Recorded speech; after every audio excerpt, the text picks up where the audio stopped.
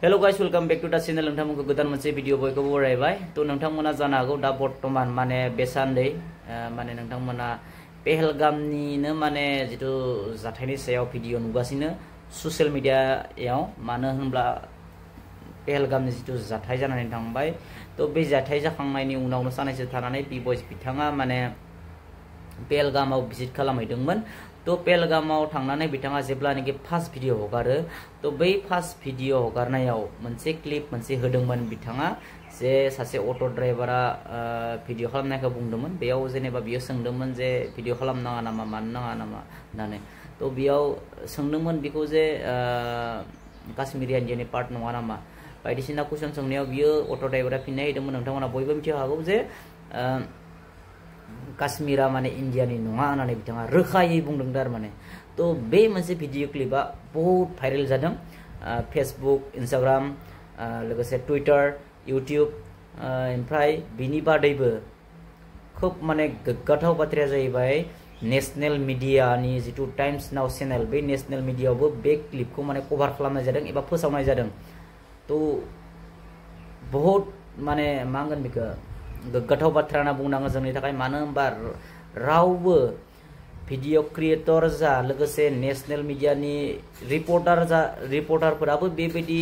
लेभेलनि कुइसन सोङाखै बा बेबायदि लेभेलनि माने भिडिअ होआखै दासिमलागै तो बुंनो नाङोबा सासेल' नर्थ इस्टनिफ्राय बि-बयस बिथाङा थांनानै बिथाङा कुइसन खालामनानै बायदिसिना कुइसन खालामदों जाय भिडिअ माने सेकेन्ड भिडिअ नोंथांमोना बयबो नुदों जानांगौ बे सेकेन्ड भिडिअ माने गोबां कुइसन खालामनायाव दान्थे बिदान्थे जानायखौ नुनो मोनदों काश्मीरिफोरजों लोगोसे गोबां कुइसन सोङोब्ला बिथांमोना काश्मीरि बिथांमोना माने मा खालामो एरायनानै सोलियो थारमाने बिनि उनाव बिथाङाथ' खोब बुंबाय थादों प्रटेस्ट खालाम नोंथांमोना गभर्नमेन्टनि जुदि फाव फान्दायनायब्ला गभर्नमेन्टनि नोंथांमोना प्रटेस्ट खालाम बेयाव गभर्नमेन्टखौ सों गभर्नमेन्टआ एन्सार होगोन तो बेबायदि बाथ्रा माने बिथाङा बुंदों एबा काश्मीरिफोरखौ कुइसन सोंनायाव बेबायदि बाथ्राखौ बियो बुंनायखौ नुनो मोनदों तो थारैनो बियो माने इमान गोरलै बाथ्रा नङा मानो होनोब्ला सासेल' बिजों रावबो थांफायाखै नङा होमबा रावबो थांफायाखै बिजों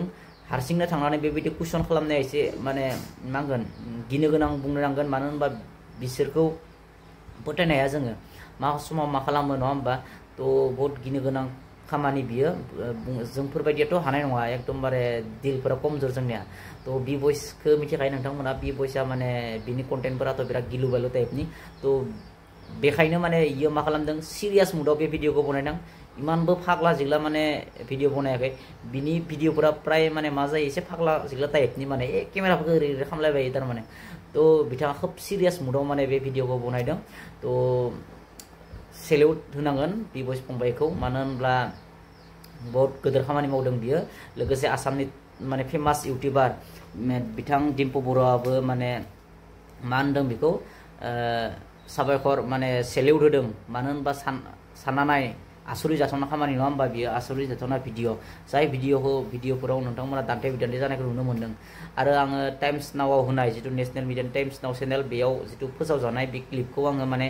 मा होनगोन स्क्रिनशट खालामनानै होगोन तो नायबानो जाबाय नोंथांमोना नङा नंजादोंबा बिनि उनाव भिडिअखौ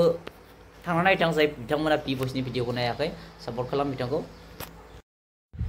तो गाइस नैया भिडिअ नै मोनसेयानो माने सेकेन्ड भिडिअआ तो बेयाव नोंथांमोना नुगोन डिम्पु बरुवा डिम्पु ब्लग्सनिया डिम्पु ब्लगा मा खालामदो डिम्पु दाया जोंना सेल्युट टु भाई आमार देखन माने अद्भुत अलप माने बेबायदि कमेन्ट होदों आरो नोंथांमोना माने फेमास इउटिउबार नङा होमबा खमनि तो बिथाङा डिम्पु दाया माने आसुरि जादों नङा होमबा सेल्युट होदों बेनि थाखायनो तो मानिनांगोन आरो बि-बयसखौ